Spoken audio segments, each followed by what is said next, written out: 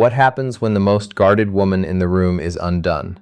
Not by a rival, not by a scandal, but by a 6-year-old boy who hasn't spoken a single word in 4 years. Vivienne Cole had built Meridian Capital into one of the most respected private equity firms in Toronto.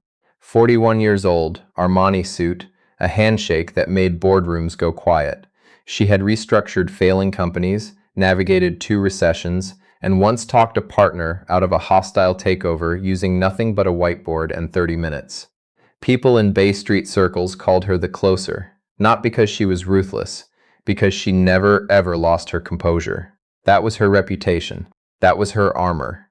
That was before a Tuesday afternoon in February at the Shangri-La Hotel, when her son Noah pointed at a stranger crouching in the corridor, held out his fidget cube without saying anything, and waited. He hadn't offered anything to anyone in 4 years. The annual Meridian Capital Investor Gala was the kind of event Vivienne had perfected over 12 years. 200 guests, catered by a chef she'd flown in from Vancouver, a string quartet in the East Wing. Every detail managed. Every variable controlled. Noah was the one variable she couldn't manage. He was 6, and he had selective mutism layered over a sensory processing disorder that his last therapist had described with careful, measured language that Vivienne had read 4 times trying to find a loophole in. There was no loophole. Noah processed the world differently, and large rooms with echoing ceilings and too many perfumes and too many voices were, for him, something close to a physical assault. She had tried leaving him with her mother. Her mother had a voice that carried, a laugh that filled rooms, and an apartment that smelled like lavender and onions. That lasted one afternoon. She had tried a sitter, a nice woman named Beverly, who had 12 years of childcare experience, and who Noah had silently stared at for 6 hours straight without blinking. Beverly had called it intense. She had tried working from home on gala weeks, but Meridian was her company, her name on the letterhead, and February was when the big money moved. So Noah came with her. He always came with her. She had set up a quiet corner for him in the hotel's 2nd-floor business lounge, 2 floors above the ballroom. A weighted blanket she'd carried in her laptop bag, a tablet with noise-canceling headphones, a small Ziploc bag of the exact brand of crackers he'd eat. She'd walked through the logistics with the hotel manager that morning, a careful woman named Ms. Park, who had given Vivienne her personal extension and promised to check in every 40 minutes. Vivienne had kissed the top of Noah's head at 4:15, smoothed down his hair, dark like hers, always sticking up in the back, and said, "I'll be back up at 6:30. You know the number." She held up her phone. Noah looked at the tablet screen. He pressed play on a video about deep-sea fish. He did not look up. That was as close to goodbye as they had. She was halfway through the welcome remarks when Ms.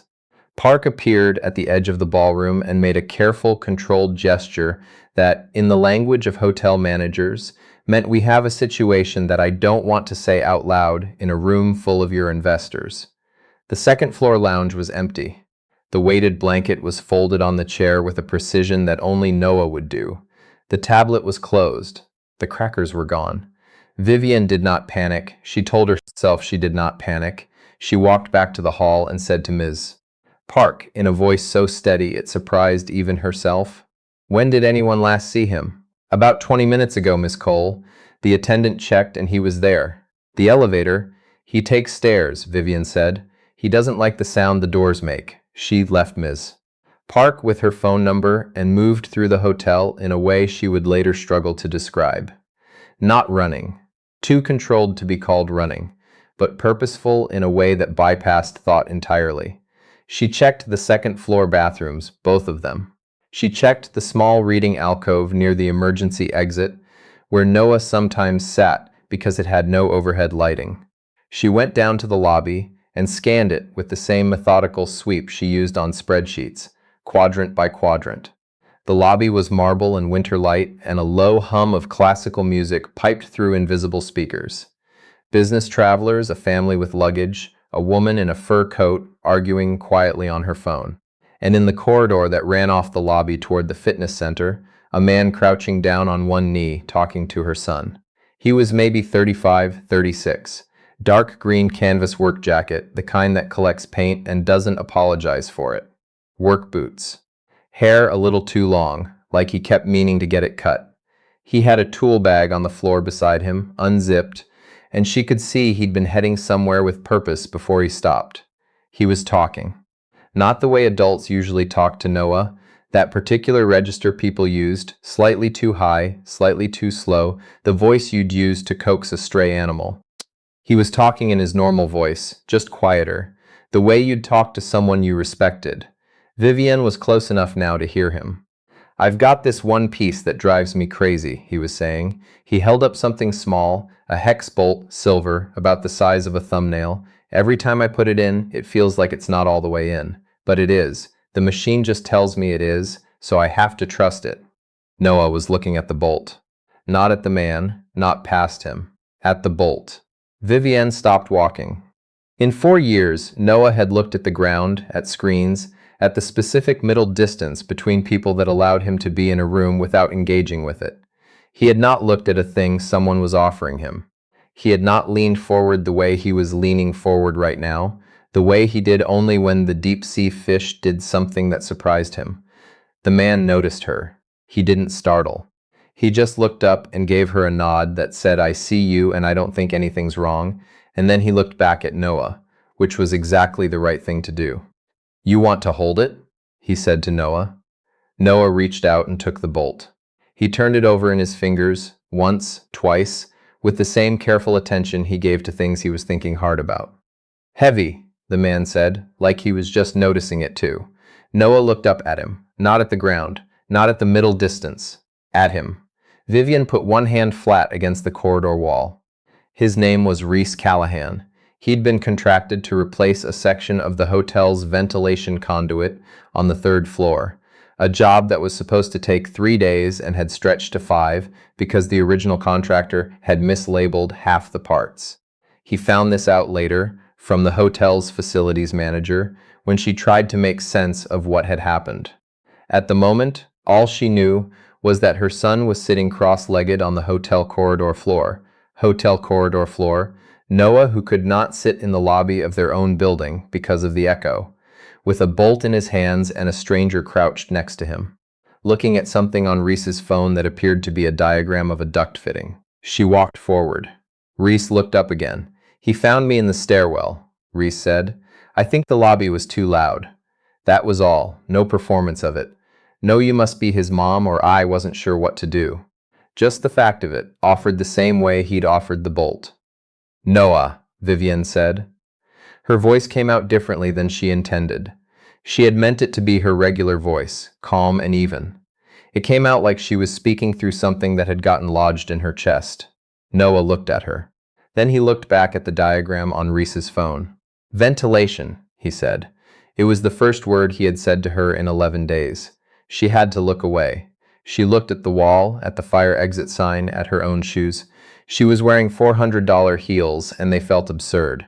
She breathed in through her nose for 4 counts the way her therapist had taught her, and out for 6, and when she looked back, Rhys was watching her with an expression that wasn't pity and wasn't curiosity. It was something quieter than both. He knows a lot about mechanical systems, Rhys said. He figured out from the diagram which fitting was giving me trouble. I've been in this trade 15 years and I missed it. Noah set the bolt down on the floor very carefully, lining it up parallel to the edge of the tile. A thing he did when he was organizing his thoughts. It's the threading, Noah said. To the bolt, or to the air, or maybe to Rhys. It's the threading, Rhys agreed, like this was just 2 people confirming something obvious. Vivienne canceled the second half of the gala. Her COO, a practical woman named Ms. Adekunbo, who had worked with Vivienne for 9 years, and had learned to read her silences with some accuracy, took one look at her when she slipped back into the ballroom and handled the rest of the evening without being asked. Vivienne went back to the corridor with a cup of tea from the hotel kitchen that she didn't drink. Rhys had packed up his tool bag by then. Noah was standing up, but he hadn't moved to leave, which was also unusual. He usually moved toward exits when events were over. I should get going, Rhys said. He said it to Noah, not to Vivienne, which she noticed. Noah didn't answer. He was looking at the ventilation grate on the ceiling. "You can see the duct I was working on," Reese said. "That section there, the one with the slight misalignment." Noah looked at it for a long moment. "It'll make a sound in summer," he said, "when the air pressure changes." "Yeah," Reese said. "It will." He picked up his bag. "I'll come back for it." He handed Vivienne a business card, the plain kind, name and number, no logo, the way tradespeople do when they're not selling anything. Reese Callahan, mechanical and HVAC, licensed. A 416 number. "Thanks for staying with him," Vivienne said. Reese looked at her with something that might have been, "He didn't need me to stay, he just needed someone not to leave," and then he nodded and walked toward the stairwell, tool bag over one shoulder. Noah watched him go until the stairwell door closed. Then he looked at Vivienne and said, "He understands how things fit together." She put her hand on his shoulder. He didn't shake it off, which lately had become its own kind of gift. "I know," she said. "Not a lot of people do," Noah said. He went back to looking at the grate. Vivienne thought about the hex bolt, perfectly threaded, that only feels wrong even when it isn't. She thought about the 11 days of silence and the one word in a hotel corridor. She thought about the card in her hand. She told herself she was calling to follow up professionally. The hotel had flagged a potential issue with the ventilation repair. Liability language, insurance implications. Miss Park had used the phrase due diligence, and Vivienne's assistant had put Riss Callahan's number into her contacts under Meridian Facilities. That was the story she told herself. She called on a Thursday afternoon, standing at her office window on the 34th floor looking out at the lake, which was gray and serious in February, the way it was gray and serious almost every February. Reese picked up on the second ring. "Callahan, this is Vivienne Cole," she said. "From the Shangri-La last week." A brief pause. "I know who you are." She hadn't expected directness. She had expected, of course, "Miss Cole," or "How can I help you?" The register people used with her when they knew who she was. This was the same tone he'd used in the corridor, talking to Noah about threading. Like there was no performance necessary. "I wanted to ask about the ventilation unit," she said. "The misalignment my son mentioned." "I went back the next morning," he said. "He was right. I've already filed the correction with the building supervisor." "I know. I received the report." She paused. "I wanted to say thank you, properly." A longer pause this time. She could hear something in the background, a child's voice, she thought, or a television. "You don't need to do that," he said. "I know I don't need to." Another pause. "The kind that wasn't empty." "He's a good kid," Reese said. "He just needs people to slow down." Vivienne turned away from the window. "Most people don't." "No," he said, "they don't." She found out the rest of it gradually. The way you find things out when someone doesn't volunteer information and you're too proud to ask directly. Reese had a daughter. Her name was Petra, and she was 8, and she had her father's habit of going quiet when she was thinking hard. Her mother had left when Petra was 3, not dramatically, not in a way that made a story, just a slow accumulation of unhappiness that ended with a lease signed on a condo in Calgary and visits at Christmas that were increasingly difficult to schedule. Reese didn't say this with bitterness. He said it the way he talked about the mislabeled duct parts, a complication he'd had to work around. He had his trade ticket and an additional certification in building diagnostics that he'd done night school for while Petra was in kindergarten. He owned a 15-year-old Silverado that he kept in good repair and a row house in Leslieville with a mortgage that was manageable as long as the contracts kept coming, which they mostly did. He was good at what he did. He was better than people expected, which is a particular kind of being good at something. Vivienne learned this partly from him and partly from her own habits, which included due diligence, even when she was trying to stop herself from doing it. The third time they spoke on the phone, he asked how Noah was doing. "Better," she said. "Since that day, he's been..." She stopped. She didn't know how to say he's been speaking in full sentences, which hasn't happened in months, and I don't know how to account for it except that something shifted in that corridor. "He's been talking more. About ventilation systems? About everything," she said. "He told our building super that the lobby elevator cables need servicing. He was right about that too." She could hear him smile through the phone. That was new, being able to hear someone smile. He sees how things connect, Reese said. Most people see what's visible. He sees what's underneath. Vivienne was quiet for a moment. His therapist says the same thing, but you make it sound like a skill. It is a skill. His therapist makes it sound like a condition. Well, Reese said. His therapist hasn't done 15 years in HVAC. The first time they met in person after the hotel, it was at a cough shop on King Street. Her suggestion, because she was careful about this kind of thing, careful in ways she would examine later and find both practical and a little sad. She arrived first. She ordered an Americano. She sat at a table by the window and opened her phone and pretended to check emails. Reese was 5 minutes late, which was not late for a tradesperson finishing a morning job. He came in still wearing his jacket, paint on the sleeve, and ordered a black coffee and didn't apologize for the jacket. He sat down across from her like they'd done this before. She had prepared, in the abstract way she prepared for things, some version of professional pleasantry. How long have you been in the trade? Do you take commercial contracts? That kind of thing. A bridge.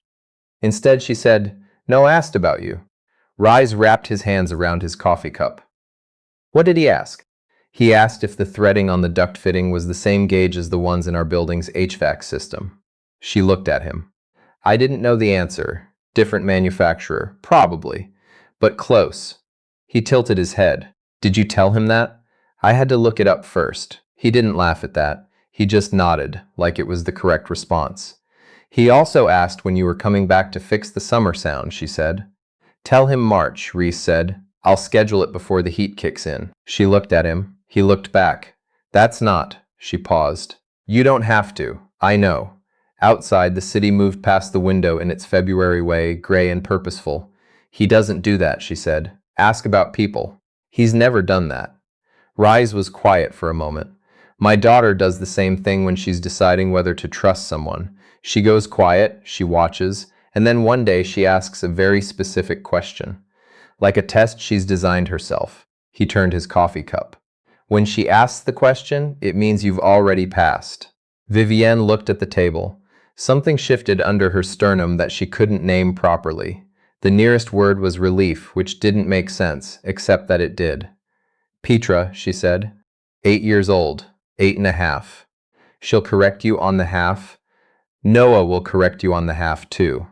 They sat with that for a moment. The months that followed were not a love story, or not only a love story. They were more like two people finding that they kept ending up in the same direction. Reese came to the Shangri-La in March and fixed the ventilation alignment. Noah stood in the corridor and watched, and at some point Reese handed him a wrench and talked him through the adjustment, and the hotel's facilities manager later told Vivienne she had never seen anyone explain torque specifications to a 6-year-old and have the 6-year-old take notes. Petra came to the office once when Reese had a late job running and Vivienne's own afternoon had cleared unexpectedly. Petra was 8.5 as advertised, with her father's careful eyes and a backpack covered in planet stickers. She sat in Vivienne's office and did homework with absolute focus and asked once, without looking up, whether the windows in the building were triple pane. I think so, Vivienne said. You can tell by the reflection, Petra said, still not looking up. Triple pane has a ghost reflection. Double doesn't. Vivienne looked at the window. There was a ghost reflection. You're right, she said. I know, said Petra, and turned a page. Noah spoke at the March visit. Not just to Reese, but about things outside of systems and mechanisms. He described a dream he'd had about a submarine. He told Reese that the crackers Vivienne bought weren't the right crackers because the salt was on the inside of the texture, not the outside, and the outside salt ones were better. He said this with the seriousness of someone filing a formal complaint, and Reese said he would look into it, and he did. He texted Vivienne a photo the next day of a specific cracker brand from a no frills on Dundas with the caption outside salt, confirmed. Noah held the bag like it was evidence. He ate 3 crackers in a row, which was more crackers than he usually ate at once. He sent this, Vivienne said. She was speaking to herself, mostly, to the kitchen. Noah looked at her. He pays attention, he said, in the tone of someone explaining something obvious. She put the cracker bag down. She thought about the phone calls, the coffee, the March visit, the ghost reflection in the window. She thought about the specific, ordinary weight of a life that had been managed and optimized, and very carefully controlled for so long that she had forgotten what it felt like when something happened that she hadn't arranged. She thought about a hex bolt that feels wrong even when it isn't.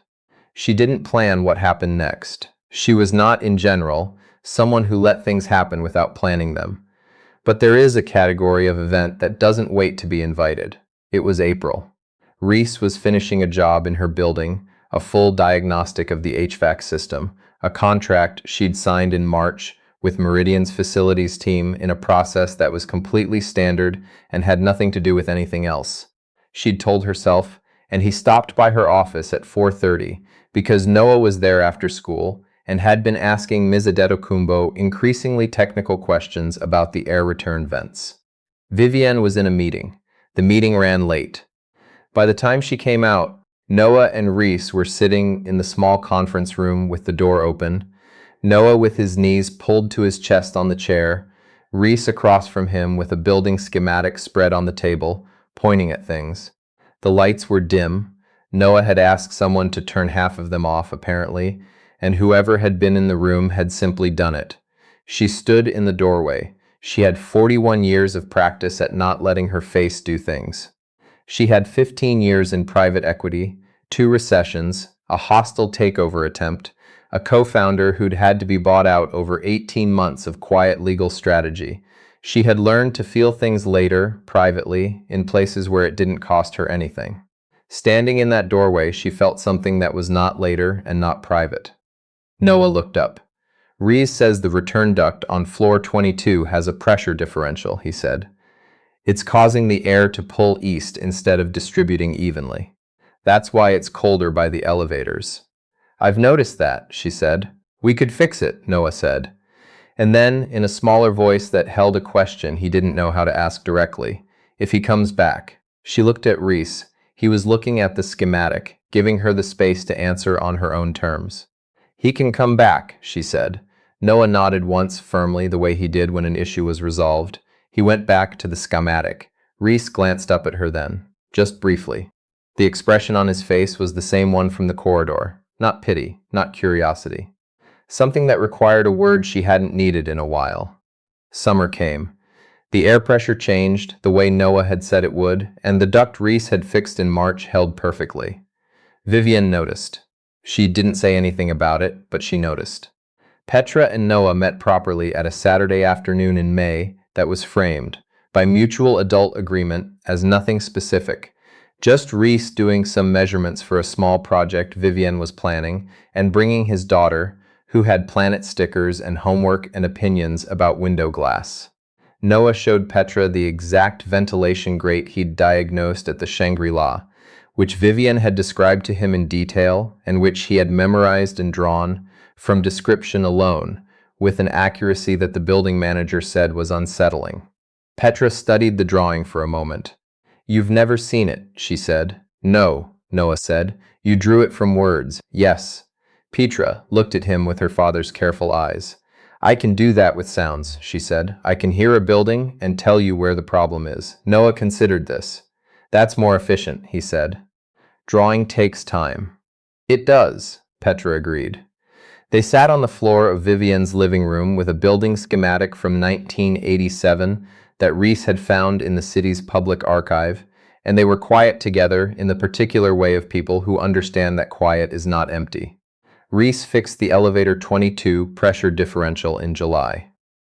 Noah came with Vivienne to the building on a Saturday morning to watch, standing just inside the mechanical room door, with his hands in his pockets and his head tilted the way he tilted it when he was taking something in.